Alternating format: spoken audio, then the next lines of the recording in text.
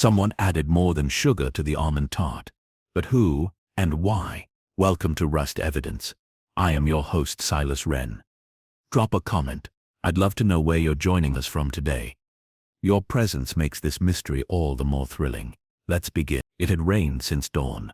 One of those slow, soundless Paris rains that seemed less like weather and more like a condition of the soul. The air was soft with moisture, and the Seine, swollen and grey, nudged at the banks like a cat seeking entry. From the window of his office at the Quai des Orfèvres, Chief Inspector Maigret watched as the drops clung to the glass in trembling trails. A tram rattled past on Boulevard du Palais, dimly visible through the mist.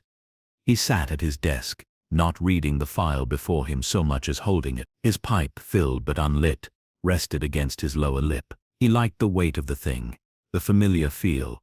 Across the office, the radiator clicked and sighed to itself. Outside the door someone shuffled past, perhaps young Lapointe, or the over-anxious Inspector Lognon, who had lately been pestering him with complaints about a grocer in the Rue Saint. Madame Maigret had sent along a package this morning, a brown paper bundle containing 2 sandwiches, ham and cornichon, and a thermos of chicory coffee. He hadn't touched it yet. He wasn't hungry. Not really. There was a peculiar stillness to this kind of day, a melancholy he neither liked nor disliked. It simply was. Paris in the rain had always suited Maigret.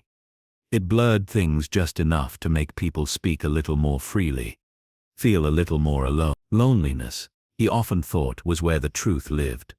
A soft knock came at the door, followed by a pause, respectful, uncertain. "Entrez," he said, not turning. The door creaked open, and Janvier slipped inside, wiping at his damp glasses with a handkerchief. "Sorry, Chief," he said. "I know it's early, but there's a woman downstairs. Claims she wants to speak to you directly. Claims, she won't say why. Says it isn't police business, but she looks not frightened exactly. Strange, pale. And she's brought a box." Maigret finally lit his pipe. The first few puffs came slow and thoughtful. He glanced at the file again, closed it without reading a word, and stood. "A box?" "Yes, sir. About the size of a shoebox, tied with green string." Maigret nodded once, and reached for his overcoat. It was damp where it hung by the radiator, faintly steaming. He slipped it on slowly, like a man preparing for cold water. "Where is she?" "Third bench, near the main entrance. She hasn't moved, been sitting there half an hour. Didn't want to leave her name." He grunted. "All right." They walked together in silence down the corridor, past the smell of old paper, wet wool and cigarette smoke. In the main lobby, the gas lamps buzzed softly in their glass covers. The woman sat precisely where Janvier had said, a neat figure with a long black coat, sensible shoes and a felt hat with a broken feather. She held the box on her lap, both hands resting on it as though it was something fragile. She looked up as Maigret approached. Her eyes were dark and dry, unblinking, not frightened. No, Janvier was right, but not at ease either. She had the look of someone who had rehearsed something carefully, and wasn't sure it would come out the same way now that the moment had arrived. "Madame," Maigret said, gently tipping his hat. "You are Chief Inspector Maigret?" "I am. I was told you sometimes." She hesitated. "That you sometimes listen." He did not reply, only gestured to a nearby chair. She sat again, stiffly, the box still on her lap. "My name is René Vachon. I'm not sure this is your sort of affair, but I couldn't think who else. Why don't you tell me?" She placed the box on the seat beside her, opened it slowly. Inside was a small tin of sugared almonds, pale pink and white, neatly arranged. Atop them lay a folded scrap of blue notepaper. Maigret caught a faint trace of perfume, cheap and floral, the kind sold in corner chemists. She did not hand him the note, not yet. Her eyes stayed on his. "They were sent to my sister," she said, 3 days ago. "She's dead now." Maigret said nothing, just watched. The rain tapped lightly against the tall lobby windows. She had only one, a pink one. Before dinner, said they tasted slightly bitter. She was found the next morning, in her bed. The doctor said heart failure, but she had no condition, nothing ever wrong with her. A pause. Maigret took a breath through his pipe, let it out slow, And the others? He asked, nodding at the tin. I kept them, she said. Just kept them. I don't know why. She held out the note then, and he took it. The writing was elegant, careful. A man's hand, Maigret guessed. Though that meant little, he read the few lines once, then again, for sweet moments. Renee, with all the old affection. She was watching his face now, her fingers white where they gripped the edge of her coat. Maigret refolded the note carefully. Your sister, he said. She lived where? In the 9th, Rue de Milan. She had a room, boarding house, just 1 floor above mine. Maigret nodded. Not an official case. Not yet. Not a crime. Eve. But something stirred at the edges of it. Not in the facts, but in the woman's tone, the stillness of her, in the absurd, quiet horror of a sugared almond that tasted wrong. I'll come by this evening, he said finally, if that's acceptable. She looked relieved, not surprised, not grateful, just relieved, as if she'd only needed to be heard and could now allow herself to breathe. He watched her go. Janvier said nothing. Outside, the rain continued without urgency. Maigret stood a moment longer, staring at the street through the misty glass. Bitter almonds, he murmured to himself. Then he went back upstairs. The sandwiches would wait a while longer. The building on Rue de Milan was the kind Maigret knew well. 4 stories, shutters that didn't close properly, a chipped door with frosted glass, and a weak electric bell that gave a reluctant buzz when pressed. The concierge was invisible, as they often were at that hour, and Maigret let himself in with a nod to no one in particular. A faint odor of boiled cabbage lingered in the stairwell. He ascended slowly, the wooden steps groaning under his weight. The banister was worn smooth by decades of gloved hands. On the 2nd floor landing, a muted piano could be heard, someone plunking out a dance tune from memory, off-key and half-hearted. There was no drama to the place, but something clung to it, the worn melancholy of too many small lives stacked one atop the other. Renee Vachon answered the door in a brown cardigan. Her face looked older in this light, softer, as though the morning's tension had loosened its grip. She gestured silently for him to enter. The room was small and neat. A hot plate sat on a side table near the window, and a green armchair sagged slightly in the middle. The air smelled faintly of lavender soap and ash. A framed photograph stood beside a vase of paper flowers on the mantel. 2 women, arms around each other, smiling against a backdrop of sea and cliffs. That was taken in Etretat, she said, catching his glance. 3 summers ago, Claire insisted we take a holiday. Just the 2 of us. She always wanted things to be tidy, even memories. Maigret nodded, but said nothing. He removed his coat, draped it over the back of a chair, and eased himself into the armchair. His pipe remained in his coat pocket, unlit. She lived just upstairs, Renee continued. 4th floor, the top. Can I see her room? She hesitated, not with resistance, but uncertainty. Yes, I suppose, yes. It's still as she left it. The landlady hasn't touched anything. They climbed the remaining steps, this time more slowly. Renee moved ahead, her hand lightly grazing the wall for balance. Claire Vachon's room was just above, the last door at the end of a short hall. A dark ribbon had been tied around the doorknob, an old Catholic custom, still lingering in these quarters. Renee untied it without comment, and pushed the door open. Maigret stepped inside. The room was narrow but bright. Pale curtains hung limp at the window. A single bed, neatly made, stood against one wall. There was a wardrobe, a small writing desk with a cracked blotter, and a porcelain basin with a pink washcloth folded precisely beside it.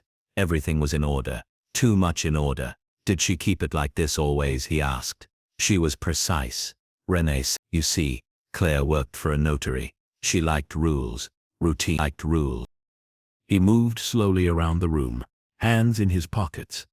On the desk sat a compact mirror, its clasp slightly ajar, and a powder puff resting inside like a small cloud. A tiny bottle of scent. The same floral note he'd detected on the almonds sat unopened beside it. She received the almonds here. Renee nodded. Delivered on Tuesday. A boy from the post brought them up. She told me over dinner. Maigret looked at her. Do you often eat together? Every evening. She hated eating alone. And she opened the box in front of you. Yes. She thought it was strange. No return address, just her name written in ink on the label. But she smiled, said it was probably from an old beau. Did she seem worried? No, curious maybe, but not alarmed. And the note, she read it, laughed softly, and tucked it into her purse. I didn't see it again until… She trailed off. Maigret didn't press. On the bedside table was a small porcelain dish, the kind often used for coins or jewelry. Inside were 2 sugar almonds, one pink, one white. He bent to examine them. Why these? She saved them. Claire always saved the nicest things. She said she wanted to eat them slowly. Maigret straightened, moving toward the window. Rain traced delicate veins across the glass. Below, in the inner courtyard, a black cat sat motionless atop a dustbin. She died that night. The next morning, I found her at 8. I knocked, no answer. The door was unlocked. No sign of struggle, none. She looked as though she were asleep, but her skin was grayish, her mouth slightly open. I called the doctor. He said heart failure. That was all. Did he seem certain? Renee hesitated. He was brief and kind, but no, he didn't seem particularly curious. Had she been ill? Never. She was proud of that. Maigret walked back to the door, then turned to study the room once more. The precision of it, the silence. There was nothing to say murder aloud, and yet something off lingered. A story being told in reverse. May I take the note? He asked. Renee nodded. Of course. And the rest of the almonds? I can pack them. The box is still downstairs. He nodded slowly. One more question, Madame Vachon. This note, the handwriting, the message. You said it was addressed to your sister, but the note said Renee. She blinked. For the first time, color rose to her cheeks. I hadn't noticed. I must have misremembered. Maigret didn't reply.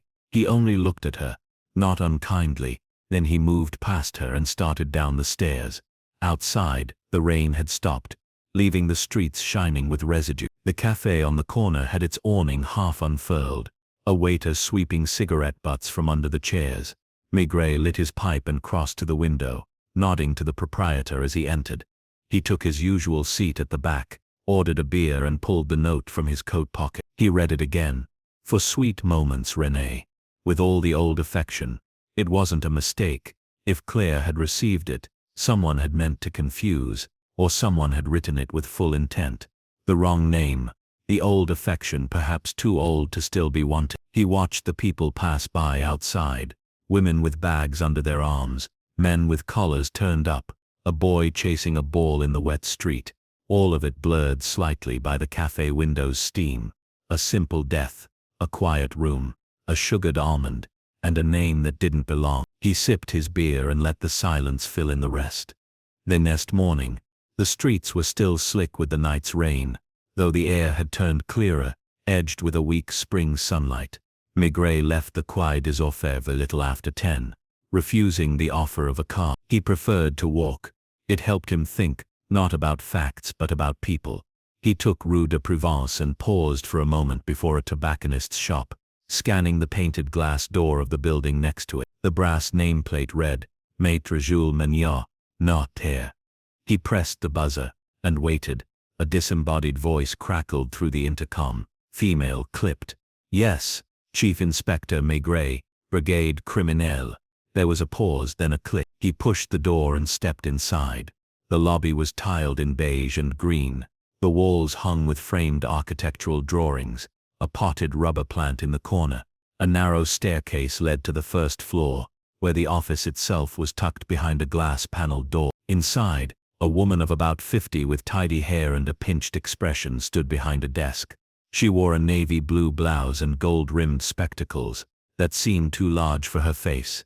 You're here about Claire Vachon? She asked, not bothering to mask her curiosity. Yes, Maigret said. Maître Magnot. She shook her head. Busy with a client. I'm Mademoiselle Prieur, his assistant. I worked closely with Claire. She's been dead 3 days. I know. She folded her hands. A great shame. Very organized. Never late. Quiet. She'd been here long. 5 years. Hired as a clerk, but really she did a bit of everything. Dictation, filing, letters. She liked precision. That's what I hear. Mademoiselle Prieur nodded, as though this confirmed something about herself. She never brought trouble. Lived with her sister, didn't she? Maigret didn't reply to that, just glanced around the room, tidy, symmetrical, the air heavy with the scent of floor wax and paper. Did she have many friends? Not that I saw. She didn't chat much. I think she once mentioned someone from her old job in Levallois, but that was before my time. Any callers? Men? Her eyebrows rose. Here? He smiled faintly. Anywhere. She hesitated, then shook her head. There was one who came by once. A year ago, perhaps. A gentleman. Smartly dressed. I assumed it was a relative. They didn't speak long. He come back? Not that I know of. But then again, Claire didn't tell me everything. Could you describe him? Grey suit, white scarf, thin must, looked like he belonged in a drawing room, not a notary's lobby. That's all I can say. Maigret nodded. Could he have been the sender of the package? She frowned. Package. He withdrew the small note from his coat. She adjusted her glasses and read it. For sweet moments, with all the old affection. Her mouth tightened.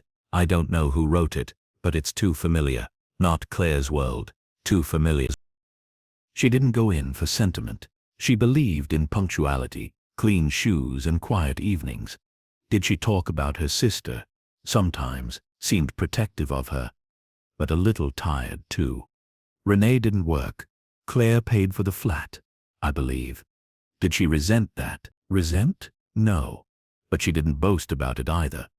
Maigret folded the note and tucked it away. Where was Claire before here? An insurance office in Levallois. She said she left because the work was too impersonal. Maigret stood. Thank you, Mademoiselle Prieur. If it was poison, she said quietly, you'll never find it in almonds. That smell masks everything. He looked at her, not sharply, but long enough that she blinked. I read detective stories, she added, half apologetic. He gave her a small nod and left. It was nearly noon when Maigret found himself at a modest café off Boulevard Haussmann, not far from the Cité d'Assurance, the cluster of insurance firms he remembered lining the district. He knew Levallois, the low blocks of post-war flats, the women in cardigans carrying baguettes, the little lives arranged around the metro. He decided to visit Claire's former workplace before returning to the Quai. The receptionist at Compagnie Mutuelle de France was younger, brisker, and wore too much perfume, but she recognized the name when he asked. Claire Vachon. Oh yes, she was here. Must be 6 or 7 years ago. Left abruptly. Why? The woman pursed her lips. Well, I wasn't here then, but the story goes she had a sort of entanglement. Maigret leaned slightly forward. With a client, I think. Married, if I remember correctly. It caused some whispers. She transferred departments, then left.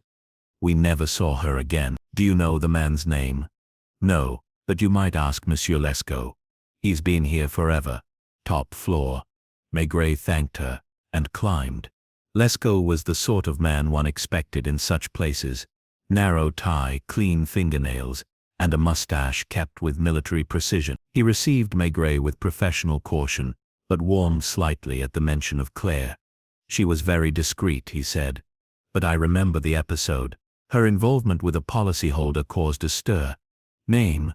Lescaut rubbed his chin. Give me a moment.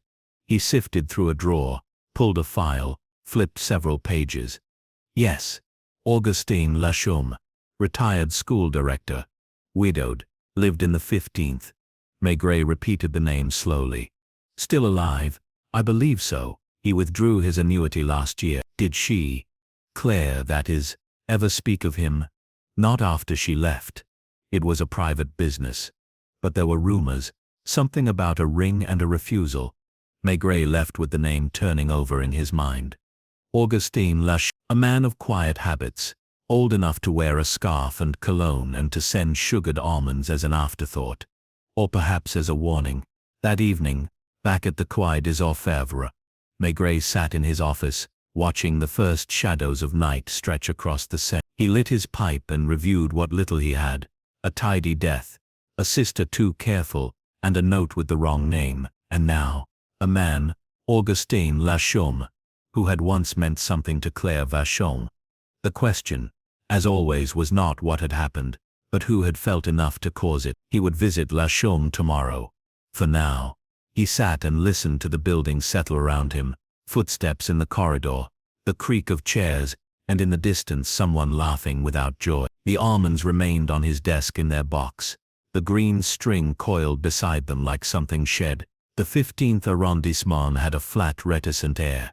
Rows of post-war buildings stood shoulder to shoulder, each with curtains drawn against the morning. It was a quarter where people kept to themselves, where lives unfolded behind doors without drawing attention. Maigret, walking with his collar up and a scarf tucked into his coat, found a kind of pleasure in that anonymity. These were buildings that had seen little drama, only routine meals taken at regular hours, slippers padded across linoleum, radios playing softly at dinner.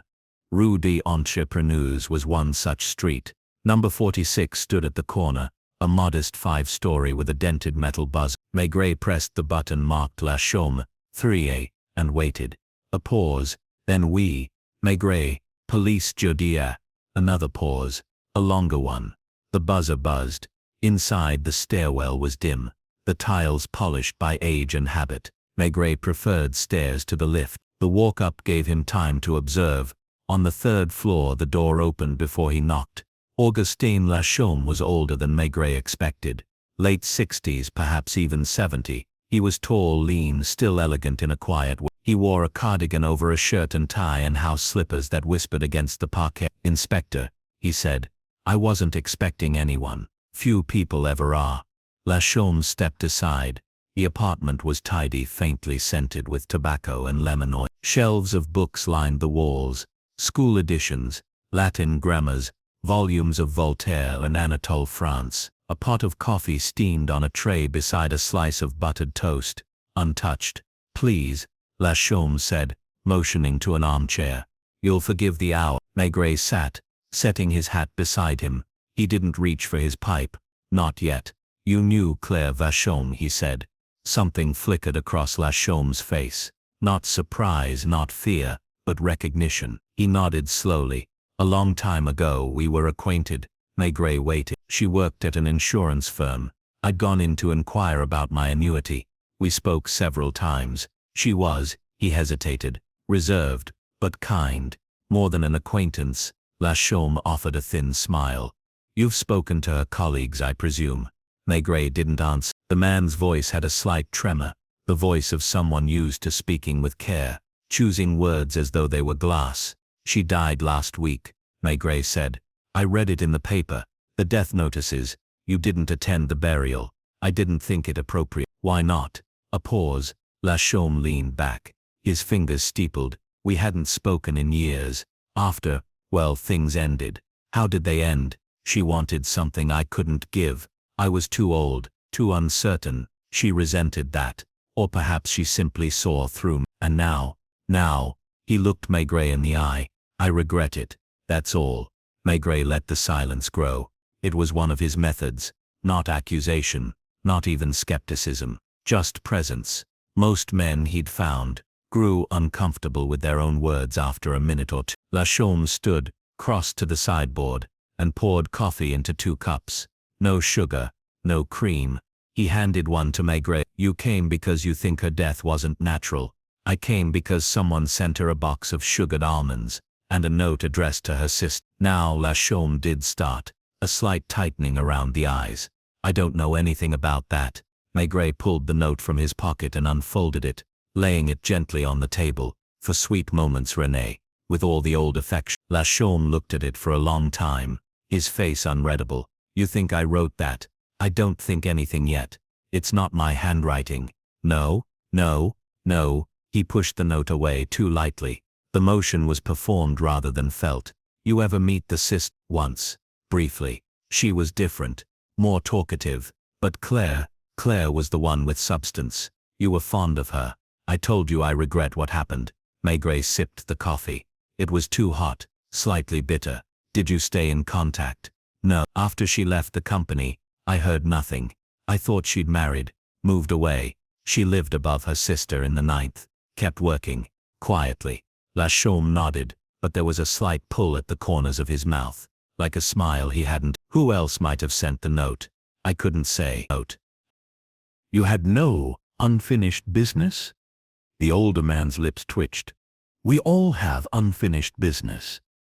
Maigret stood, slipping the note back into his coat. Thank you, Monsieur Lachaume. At the door, the man paused. Do you really think she was poisoned? Maigret looked at him, eyes steady. No one said anything about poison. For the briefest second, a breath caught in Lachaume's throat. Then he smiled again, small and self-contained. No, of course not. Back at the Quai des Orfèvres, the corridors had grown noisy with typewriters and telephones, but Maigret moved through them like a man walking underwater. He reached his office, hung his coat, and sat without speaking. He didn't need a confession, not yet. What mattered now were the edges, the places where things didn't line up. He reached into the box of almonds, pulled one pink and one white, and placed them side by side on the desk blotter. For several minutes, he simply looked at them. Then he picked up the phone. Janvier, I need you to find out whether a Monsieur Augustin Lachaume, 15th arrondissement, purchased any confectionery in the last 2 weeks. Boxes of sugared almonds. Try the smaller places, not chain shops. He'd be old-fashioned. Right, Chief. And one more thing. Yes, get me a copy of the original toxicology report, if there is one. He hung up. The white almond stared back at him, innocently. That evening, Maigret walked home to Boulevard Richard Lenoir through a fine drizzle. The lights of the city reflected on the pavements, and the warm fog of chestnut cellars curled at the corners of the boulevards. The city smelled of damp bread and the faint tang of coal smoke. Madame Maigret greeted him with a towel and a kiss on the cheek. You're late. I walked. Hungry? He hesitated. A little. She brought out a casserole, and they sat in the kitchen, two quiet presences, accustomed to each other's silences. She poured him a small glass of wine. You've been thinking. I've been listening. To what? He didn't answer immediately. Then softly, to the way a man avoids a name, or forgets what he hasn't been told. She nodded, not asking more. She'd lived long enough with him to know the pace of such things. Crimes didn't declare themselves, they emerged like stains in fabric, faint at first, and then impossible to ignore. The next morning, Maigret arrived at the Quai des Orfèvres earlier than usual. The building was still half asleep. A janitor was sweeping the corridor, and someone in the archives was boiling water for coffee on a little electric plate that always smelled faintly of melted plastic. Maigret hung his coat behind the door and opened the window, and the air was crisp, the sky overcast, but brighter than the previous days. Spring was threatening to arrive. He filled his pipe and lit it slowly, letting the silence settle around him. A knock came a little after. Janvier stepped in, damp from the morning air, holding a brown folder under one arm and a waxed paper envelope in the other. Chief, toxicology report from the doctor who signed off on Claire Vachon's death. Maigret nodded. Was there one? Barely. Preliminary blood work. Routine. Nothing extensive. But, he handed over the folder. They did note an abnormal level of benzaldehyde. Maigret raised an eyebrow. Not a word you hear every day. It's a compound. Naturally occurs in bitter almonds. And in science. Maigret said nothing. Just opened the folder and scanned the lines. Trace benzaldehyde compounds present in low concentration. No known cardiac condition. Death consistent with possible acute intoxication but inconclusive. Inconclusive, Maigret repeated. Of course. Janvier placed the waxed envelope on the desk. From the lab. I sent in the uneaten almonds. Results are pending. They said they'd call before noon. Good. Maigret tapped his pipe against the ashtray, watching the grains fall like dirty snow. Anything on Janvier nodded. Quiet life. As expected. Retired early from a lycée in the south. Widowed. No children. No recent travel. But last week, he did purchase 2 boxes of sugared almonds from a little confiserie in the 15th. Paid in cash. Maigret's gaze lifted. Name of the shop. La Maison Godard. Old-fashioned place. Keeps a handwritten ledger. And, Janvier pulled a folded slip of paper from his coat. March 20. Want me to bring him in? Maigret shook his head. No, not yet. He leaned back in his chair staring at the smudged corner of the window where condensation had gathered. Lachaume had lied, not explicitly, but carefully, the way men do when they think time has forgiven them. It was possible he hadn't meant harm. Possible, too, that he'd meant only a little. "Get me the medical examiner," Maigret said finally. "I want to speak to someone who isn't afraid to use the word poison." Janvier was a short, tired man with restless eyes in the hands of someone who still typed with 2 fingers. He met Maigret in the morgue office, where the walls were painted an institutional blue, and the air carried the faintest tang of disinfectant and cold marble. "I remember the Vachon woman," Janvier said, flipping through the file. 42. Neat, dresser, thin, the kind who avoids dairy. Heart failure, Maigret asked. "That's what was written." "Yes." I wasn't convinced. "Why?" Janvier pointed to the screen of a small microscope beside him. No signs of arterial sclerosis, no arrhythmia noted in tissue. And this. He turned the monitor slightly. Maigret peered at the screen. He wasn't a doctor, but even he could make out the irregular blotching in the sample. Janvier tapped. Traces of metabolic acidosis, consistent with low-level cyanide ingestion. Not enough to cause convulsions, but enough, if combined with sleep or alcohol, to stop a weak heart. She didn't drink, then it stopped on its own. Maigret nodded slowly. "And the almonds?" Janvier gave a grim smile. "Still waiting for lab confirmation, but you already know." He did, not because of science, but because of how things smelled.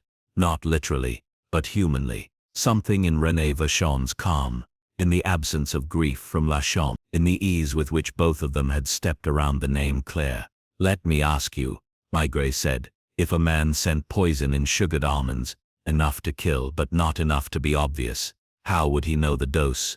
Janvier raised an eyebrow. "He would not unless he'd done it before." Taxed, tap at his office. Maigret stood by the window and watched the river traffic. Barges moved slowly under Pont Saint-Michel. A group of tourists huddled beneath umbrellas, listening to a guide point up at the towers of Notre Dame. From across the street, the smell of roasting chestnuts reached faintly through the glass. He was beginning to see the outline of something. Not a murder in the usual sense. Not rage or robbery. Something older, more patient. A memory that had soured over time. He lit his pipe and sat down. A half-hour later, the lab called. The almonds contained amygdalin, a naturally occurring cyanogenic glycoside found in bitter almonds. Enough of it, concentrated in a small number of the pink ones, to suggest tampering. "Deliberate?" Maigret asked. "Yes," said the technician. "Someone went to the trouble." Maigret replaced the receiver gently. Then he sat for a while, not moving. René Vachon answered the door in the same cardigan, the same soft shoes. "I wasn't expecting you," she said. Maigret removed his hat. "I know." She stepped aside, and he entered. The air inside was warm with dust and stars. "Madame Vachon," he said, "I need to ask you again about the almonds." Her eyes held steady. "I told you what I know. You said your sister received them." "Yes, but the note was addressed to you." "I didn't notice." He nodded. "Only someone who knew your name would send a note to you, and only someone who wanted your sister to eat them would address the package to her." She didn't answer. Maigret continued. "The man who once courted your sister, Augustin Lachaume, bought a box of sugared almonds 2 days before her death. He denied it, but he left a trail." Still no reply. "We've confirmed that the almonds were laced with a compound found in bitter almonds. It would take time, knowledge, patience." She sat down slowly on the arm of the chair. Maigret softened his tone. "Did he contact you?" A pause, then very quietly. "Yes." "When?" "About a month ago. A letter. Said he'd been thinking of Claire, that he regretted how things ended. And he asked if I'd help him reconcile. That's what he called it. He sent a second note for Claire, and a box to go with it. Said it would amuse her, that it was a private joke. You didn't think to ask." "I did," she said. "I just didn't care. She was cruel, Inspector. You can't understand what it was like living under her. She supported you, with conditions. She reminded me of it constantly. Every little indulgence, every purchase. I had to justify myself. I was always a guest, even in my own home." Maigret said nothing. "She kept that man's name like a secret." But I saw the letters, once, before she tore them up. He offered her marriage. She refused. She told me he wasn't good enough, not cultured enough. But the truth was, she liked to keep people waiting. She liked having power. So you let her eat them. Renee looked down. I didn't know they were poisoned. I didn't think he would. But you suspected. A silence settled. She looked up, her voice dry. Yes. Maigret nodded, slowly. One. Then he rose and went to the window. Outside, the sky had darkened again. Somewhere in the distance a child was shouting, a dog barking in response. He turned back to her. You'll have to come with me now. Quietly, she stood. Not protesting, not weeping. Just very, very tired. Maigret didn't summon Augustin Lachume to the Quai des Orfèvres. Instead, the next morning he returned to Rue des Entrepreneurs. He didn't bring Janvier or a uniformed officer. No notepad, no formal accusation, just himself, a scarf wrapped loosely at his neck, and the weight of the previous evening resting heavily in his mind. Renee Lachume had been cooperative, composed if not entirely untroubled. Her confession wasn't theatrical. There were no tears. She had sat across from Maigret in the quiet interview room, her hands folded in her lap, and told the story the way one might recall a long illness. With fatigue, not drama. She had received a letter from Lachume.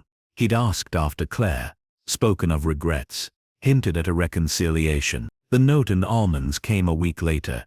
She had not eaten any, but she had watched her sister take one. And then another. And she had said nothing. She insisted she didn't know the almonds were poisoned. But she had hoped. That kind of guilt was its own kind of crime, not one that could be prosecuted in the usual way. But Maigret had seen worse things done with fewer words. He arrived at Lachume's building at 9:10. The concierge wasn't at her post. That suited him fine. At the third-floor landing he knocked once, then again. There was movement inside. A pause. Then the door opened. Lachume looked as if he hadn't slept. His eyes were ringed with darkness.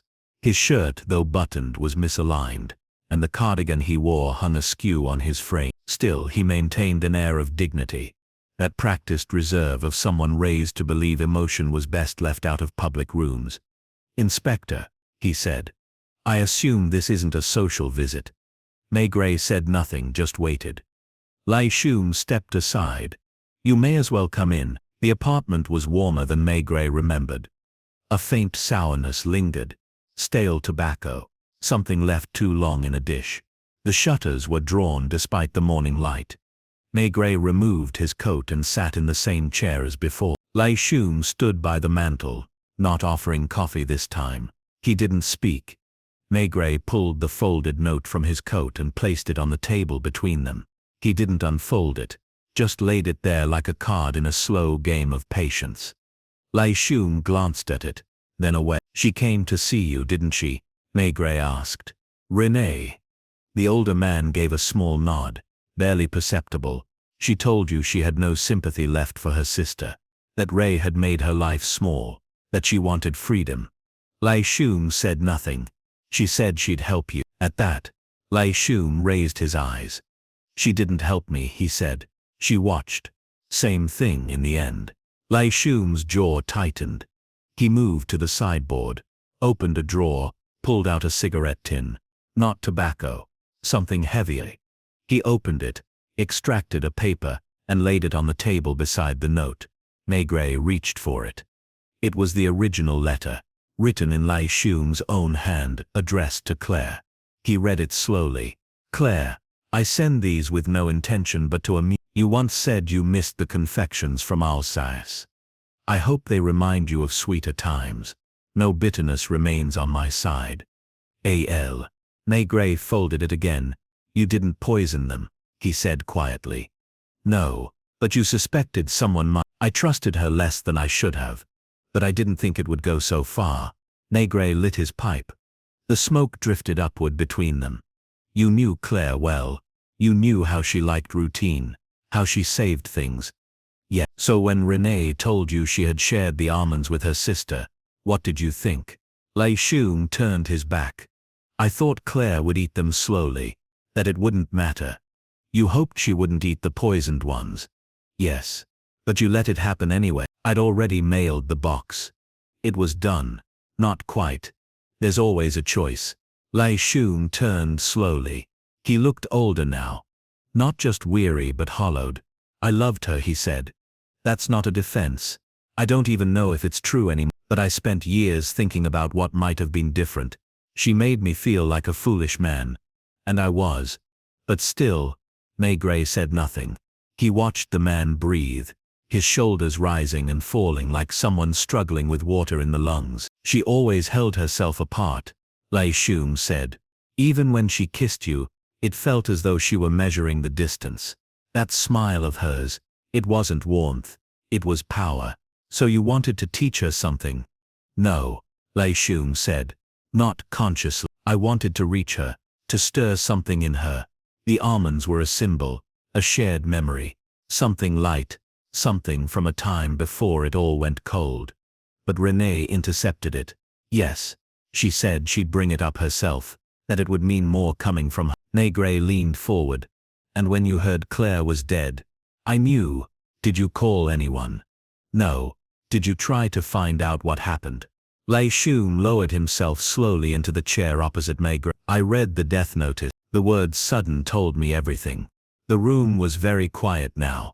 A faint ticking came from the mantel clock, slow and precise. Why didn't you say anything? Lei Shun shook his head. Because I don't know who's more guilty. Renee let her sister eat them. But you sent them, with the memory, with the intention. Yes. That's not murder, perhaps. But it's close. I know. They sat for a while. The clock ticked. Outside a bird sang briefly, confused by the season. Maigret reached for his coat. I'll be sending someone later, he said. You won't resist. No. Do you understand what you've done? Lei Shun gave the faintest nod. She never let anyone leave her. Now I suppose I have. Maigret looked at him for a moment longer, then turned and left. Outside the air was bright and windless. The streets had dried. Children walked hand in hand with mothers. The baker's bell rang 2 sharp notes as the door opened and closed. And somewhere in the distance, a dog barked without urgency. Back at the quay, Maigret removed his coat, refilled his pipe and leaned on the windowsill, looking out across the sand. He did not feel triumph. There was no satisfaction in the end of it, just the usual weight. The realization that people rarely killed for passion, or money or madness alone. They killed or let killing happen out of quiet things. Pride, resentment, loneliness, the little humiliations left to fester. And sometimes it was the people who loved each other, who left the most damage in their wake. He puffed once on his pipe and exhaled through his nose. The city moved on outside, unaware. Not because they were difficult to solve, in fact. There was now very little mystery left in the affair of the poisoned almonds. What unsettled the corridors and typewriters and pale electric lights of the building was the lack of clarity in what justice looked like. There had been no weapon, no dramatic chase, no body dumped in the river or confession scribbled in blood. Just a woman in a clean room, her body found still in bed, and a few sugared almonds that had tasted a little bit. It was now Maigret's job to draw the lines, to turn the vagueness of guilt into something that could be typed, filed and stamped. He sat at his desk, pipe in one hand, staring at the draft report.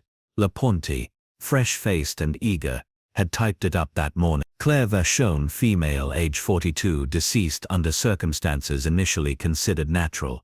Post-mortem blood work revealed trace cyanogenic compounds. Cause of death suspected oral ingestion of contaminated confectionery. Suspect 1. Renee Vachon's sister. No occupation, cohabitant. Confession made under voluntary circumstances. Did not administer poison but knowingly permitted consumption of the substance without alert. Suspect 2. Augustin Lachaume. Retired headmaster. History of prior romantic involvement with deceased. Confirms he sent package containing said confectionery. Claims no knowledge of contamination. Investigation ongoing. Preliminary recommendation remand for further inquiry under Article 21-06 non-assistance to person in danger, and possible manslaughter through negligence. Maigret sighed and tapped his finger on the desk blotter. Everything in the report was accurate, but it wasn't true, not in the way that mattered. They weren't murderers, not in the classic sense. Neither had planned Claire's death with precision. No one stood over her. No one forced her to eat. But each, in their own way, had let the bitter almond pass. That was enough to stain a conscience, but not always enough to satisfy a magistrate. Lognon arrived mid-morning, his face longer than usual. He carried a handful of folders like an undertaker delivering condolences. "I see you've created trouble again," he muttered, dropping the files on the desk. Maigret didn't look up. "Trouble?" Lognon shrugged. "Two suspects. No confession. Nothing that sticks properly. The public prosecutor's office wants something simple. They've already sent a note asking for clarification." "What clarification?" "They want to know what crime was committed." Maigret finally looked up. "A woman is dead." "Yes, but that's not always enough, is it?" That was the trouble with bureaucratic weather. It demanded certainty, and Maigret's work rarely offered any. He stood, slipped on his coat. "I'm going out." "To see whom?" "Someone who has nothing to do with almonds." Lognon blinked. Of course. The café on Boulevard Richard Lenoir was nearly empty at that hour. A single woman read a newspaper in the corner, and a waiter wiped down chairs as though performing a ritual. Madame Maigret had recommended the place once for its coffee, though she herself didn't drink much of it. Maigret sat at a table near the window, ordered a café crème, and pulled a notepad from his pocket, not to write, but to turn it over slowly, letting his thoughts settle like grounds at the bottom of a cup. What had happened was clear in outline.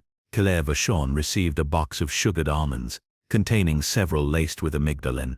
The package was sent by Augustin Lachaume, who maintained he had no knowledge of the contamination. Her sister Renée, who had every opportunity to intercept the gift and warn her, did not. Claire died, quietly, without protest, without defense. But what wasn't clear, what would never be, was how much of it had been deliberate. Lachaume had claimed nostalgia. Renée had claimed fatigue. Claire, Maigret suspected, had suspected nothing at all.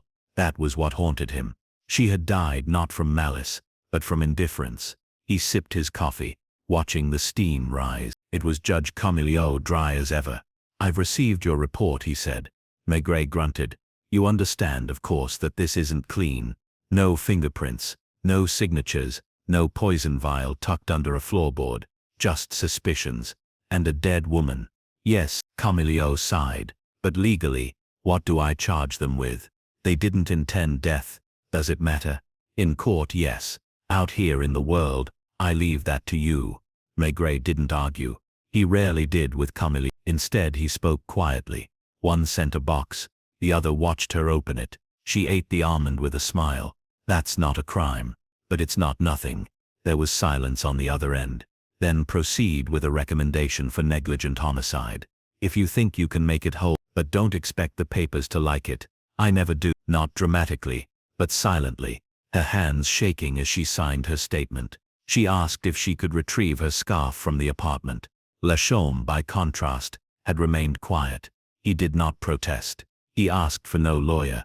He simply said, "I will accept whatever you decide." It was, Maigret thought, the first time the man had ever relinquished control. Lapointe looked up as the last of the papers was signed. "Strange case." "Yes," Maigret said, "because no one meant for her to die, but they let her." "Yes, and that's an..." Maigret didn't answer. He just reached for his coat. That night, as rain began again to fall over Paris, Maigret returned home. The apartment smelled of baking. Madame Maigret had made a gratin, and left a folded newspaper on the kitchen table for him. She poured him a small glass of Calvados and sat across from him. "You look tired," she said. "I am." "Was it the almonds?" He gave a short laugh, almost involuntary. "Yes." She didn't press. She never did. Instead, she reached across the table and smoothed his sleeve with her fingers. "They'll be punished." "Enough." She nodded. "That's all one can hope for, I suppose." He looked at her, the warmth of her face, the quiet of their years together, and thought again of Claire Vachon, who had lived alone above her sister, eating her evening meals in silence, who had saved 2 almonds in a dish because she believed, somehow they were meant for better days. Some people live so carefully that they forget they're alive, others watch and do nothing, and some, quietly, let terrible things pass without raising their voice. He sipped the Calvados and said nothing more. There was no official reason to be there. The investigation had been reduced to paper now. Statements, confirmations, minor legal motions working their slow way through the greased gears of justice.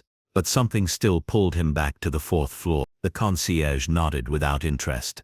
As he passed, a young man was hauling up crates of onions for a grocer next door, whistling a low tune Maigret didn't recognize. The streets were dry for once, the sky dim but holding steady. At the 3rd floor he passed the door where René had once stood waiting. It was shut now, curtains drawn. A quiet apartment in the usual Parisian way, neither lived in nor abandoned, simply paused. The stairs groaned as he climbed the final flight. At the top the hallway was cold. Claire Vachon's room still bore the ribbon he had seen days earlier, retied now in a neater bow. He knocked once. No answer, then gently turned the knob. It wasn't locked. The air inside was still, slightly stale. Dust had begun to settle on the windows. The curtains, once tied in knots, now drooped faintly. The bed had not been remade. Someone, perhaps the landlady, had stripped the linens and folded them into a bundle at the foot.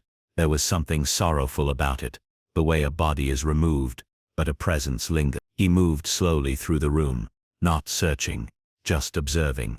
He looked at the powder dish now empty, the small desk with a cracked inkwell, a single coat, still hung in the wardrobe, navy blue with a threadbare cuff. Practical, like the woman who had worn it. On the writing desk sat a small box, the kind used to hold receipts or letters. It hadn't been there before. Curious, Maigret opened it. Inside were several pieces of stationery folded twice, a pressed flower that had turned brown, and 2 train stubs dated nearly a decade earlier. He unfolded one of the letters and read the first few lines. Claire, forgive me the impulse. I write not to rekindle, but to explain. What I offered then was real. What you declined I carry still. A quiet kind of sorrow. It was Lachaume's. The letters had not been destroyed as René claimed. Claire had kept them, neatly stacked, tied once with string that had since been removed. He stood there for a long moment, the papers in his hands. There was a silence here, not even time had disturbed. Claire Vachon had died alone. But she had not been untouched. She had known affection, even if she'd spurned it. She had chosen solitude, or perhaps had simply found it easier than anything else. That made her neither noble nor tragic, just human. He replaced the letters gently, and closed the box. In the small drawer of the writing table was a fountain pen, and an address book. Maigret flipped through it. No surprises, names of colleagues, a few shops, a cousin in Lyon, no entry for Lachaume, no note about Almonds. Claire had kept her life partitioned, as she had her desk, the practical on top, the sentimental buried and unseen. Maigret stood again and walked to the window. The rooftops of Paris stretched out before him, slate and chimney, sky and smoke. Laundry hung from a line 2 buildings over, pale shirts flapping like exhausted flags. The city pulsed beneath it all, unaware of the small human quiet that had passed here. He turned back to the room. It felt neither haunted nor sacred, only unfinished. As he reached for the door, his eye caught on a small slip of paper tucked behind the mirror, just the edge showing. He pulled it free. It was a list, written in Claire's hand. Maigret recognized the careful, slightly slanted script from the envelope René had handed him. The ink was faded, the paper thin. Things to keep, receipts from Lavala, ring, in drawer, letters from A. René's doctor address, copy of poisonous plants, return to library, Almonds, never again.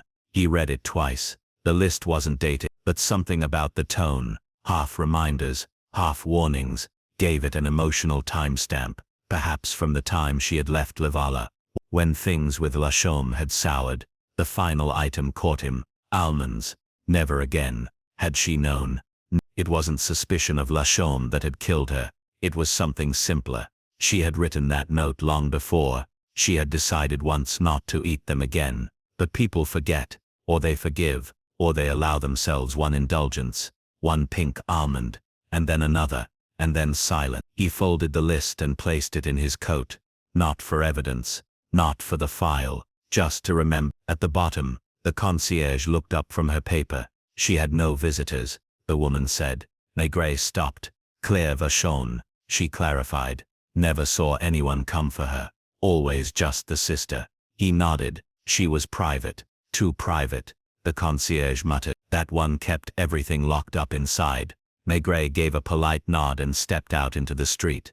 He walked for a while without direction, ending near Gare Saint-Lazare, where the late trains rattled past platforms with indifferent rhythm. He stopped at a cafe near the station, ordered a glass of beer, and sat outside under a smeared awning. The city moved around him, people rushing, gesturing, shouting for taxis, ducking under newspapers, but the noise didn't reach him.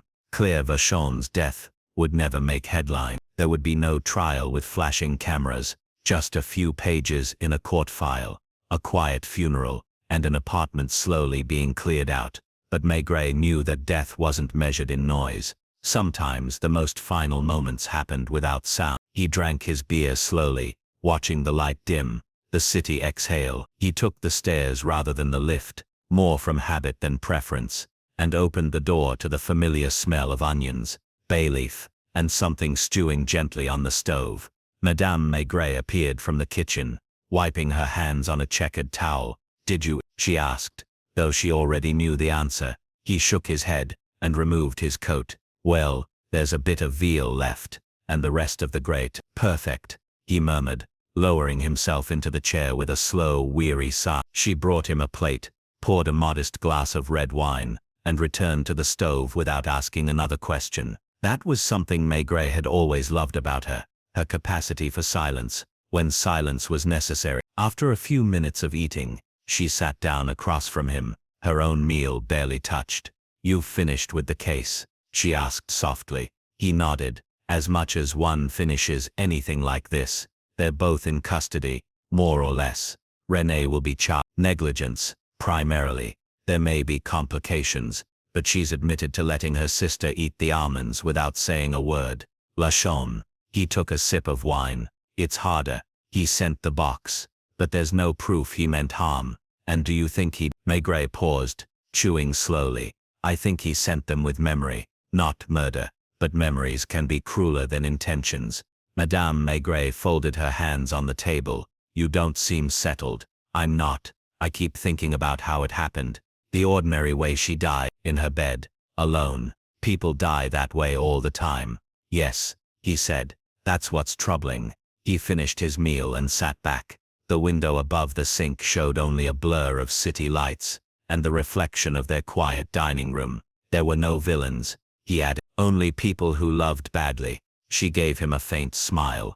"That's more common than villains." They sat in companionable quiet, for a few moments. Then she asked, "Did she suffer?" "I don't think so," he said. "It was quick. She probably didn't even know." "That's something." Madame Maigret rose and began clearing the table. She didn't hurry, didn't speak, and Maigret watched her, the rhythm of her movements, the care she gave to even the most mundane tasks. It reminded him of Claire's room, neat, quiet, untouched. "She saved 2 of them," he said aloud. "2 what?" "The almonds, Claire." She placed them in a dish beside the bed, as if they were precious. She always saved things. That was her way. And yet she ate the wrong one. He nodded slowly. "Yes." Madame Maigret returned to the table, a small bowl of fruit in one hand. She placed it between them. "Apples, a pear, 2 clementines." "There's something tragic about people like her," she said. "They're so careful, so afraid of disorder, that they forget life has no rules." He looked at her, genuinely moved. "That's exactly it." She thought planning everything would keep her safe, and it didn't, Maigret said, "because people don't break from logic. They break from loneliness." They sat a while longer, peeling clementines and letting the juice linger on their finger. The ticking of the wall clock filled the quiet. Eventually, Maigret rose and walked to the bookshelf in the corner. Among his novels and case notes, a few random objects always sat. A toy pipe from a carnival, a porcelain dog from Alsace, a copper coin a child once gave him after a burglary case. To this he now added a small folded note. Madame Maigret watched him. "That's the one?" He nodded. "Yes, the one addressed to Renee." She didn't question the gesture. He wasn't saving it as evidence, just as memory. Something about the handwriting, the too careful elegance, made it feel like a page torn from an older life. As he sat down again, she asked, "Will they be punished?" "In a way," he said, "but not enough to satisfy anyone. Not even you?" "I don't think I believe in punishment. Not in cases like this. Only consequence." He lit his pipe at last, and puffed slowly. The air, filled with a familiar scent, comfort, age. "What about the almonds?" she asked. He smiled faintly. "Still on my desk. I won't eat them." "Good." He looked toward the window. Outside, the rain had begun again. Fine. Almost imperceptible. The kind that left no puddles, only a "Do you remember when we were first married?" he said. "And you made those almond biscuits for my birthday?" She laughed softly. "The ones that burned." "They didn't burn," he said. "They were just firm. They were awful. I ate them all." There was warmth in the memory, and in that moment, Maigret felt the heaviness of the week shift slightly. Not lifted, but made bearable. He would go back to the quay tomorrow. There would be forms to sign, prosecutors to appease, a magistrate to consult, and after a few weeks, the case would be filed and left to yellow with the rest. But tonight it was enough to sit in a warm kitchen, pipe in hand, and talk about bitter almonds that once were sweet. Because this wasn't a story about evil, or even justice. It was about people tired, proud, foolish people, making small decisions that carried quiet, terrible weight. And in the end, that was what Maigret understood best.